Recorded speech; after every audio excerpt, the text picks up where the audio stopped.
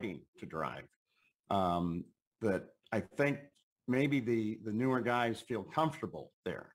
But as for putting an actual a pin in the map on that, I don't understand that, but it is necessarily true. I mean, you just read the list. So yeah. But Road America, I attended Road America when it still had the old wooden, not a pagoda, but pretty close, and bridge out from the pagoda, and that was almost over the crest of the hill. And it still had the Formula One style booths there too. And that's just, you go that history like that. And of course, one of the greatest drivers of all time had his first driver's school there in a Lotus 51 Formula Ford. Great guy. Well, I almost forgot to say we dedicate this weekly to our dear friend Robin Miller, which leads to the question, how many wins did Robin Miller finally uncover that you won at Elkhart Lake, Paul? Well, of course, what you're talking about is the fact that the crews used to torment Robin by telling him each week, well, Page won another one, and then on and on and on. And finally, he paid money to get all those sheets away from the SCCA and everything, only to find out that I'd never won anything. And I never won anything. Well, yeah. How about, was there ever a pay-per-view discussion, maybe because they were doing Thursday Night Thunder, of you and Robin Miller doing the match races? That would have been a hoot. That would have been a lot of fun. Jack Arute and I did that in the Legends cars, so that would have been a good vehicle to have that kind of thing in. So yeah. Also, Robin would just run over me. Unless I ran over him first. Right. But Elkhart Lake kind of, or very easily, could have snuffed out two people's lives. In 1990 was where A.J. Foyt suffered such a serious injury. You were covering that race, Paul. You want to take us back to that? And was there stuff that you knew that was happening that you were not saying on the air? The behind the scenes, the backstory to all that Foyt accident. If I remember correctly, that was a tape delay race, and so we were calling it, and the accident happened, and we now were able to get all the way in with the cameras. Something we wouldn't do if we would have been live. So we, as the announcers in the booth, could evaluate the situation. And I remember a number of things about it. Brian Herta came up to the booth. He wasn't racing, and he came up to the booth and sat with us. But the thing I remember most is we had stopped announcing because the producer said so. And then maybe 5 minutes later, I hear the producer virtually screaming, "We are on the air on international, keep talking."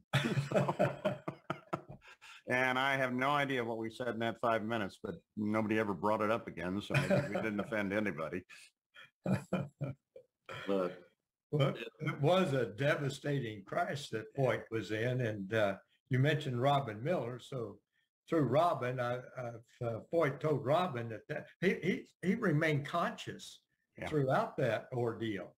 After he crashed, he was still conscious while they were trying to dig him out of the car. I thought his leg was gone at one point. It was so embedded in the earth.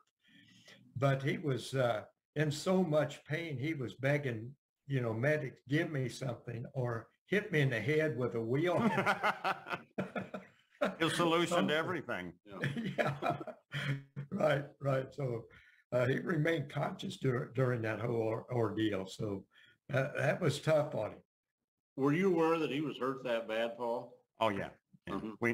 If we didn't know, we at that time on the circuit, they would give us numbers, which were codes for the seriousness of the situation, so that we could adjust the broadcast accordingly. I think we're pretty much always ahead of them, but yeah, they just kept coming down with things that didn't make you feel good about what was going on there. And then the time in the rescue just, it seemed forever. If there's a light side to that, it is that in the hospital, he was here in Methodist Hospital to recuperate. If ladies would come in, and he talked to them pleasantly, but his left leg was the bad leg, and that was up in a sling, and it had some external pins and stuff, kind of things in it, wires. And so he'd sit there and kind of pick at the scabs if somebody was there. Quick way to get him out of there. Right, right. You didn't think it was a fatal, did you? That accident? At first, I was worried that it was. Okay. And I guess the only thing that convinced me it wasn't was the rescue team's reaction when they got there. They were scrambling. So you're scrambling to rescue. If somebody is fatal and in the cockpit, something like that, you will see a slightly different movement by the entire team. They know they still have to address it, as with Greg Moore we've talked about. But you just sense a change in the demeanor of the rescuers, and what I saw was guys doing their best to figure out how to get them out of that car. Mm-hmm. Well, Bob, didn't he hurtle clear over the gravel pit? Yeah. And went clear over. That really didn't even help slow his car down or something. Well, they didn't have to rake it afterwards. No. Apparently, a brake pedal broke going in the fastest section of the track and everything. Yeah, it was like a missile when it left the track over the gravel pit. Like I said, it embedded itself in the earth bank or into the ground. So, yeah. Now, that was September of 1990. And then what happens in May of 1991? Does that end Foyt's career?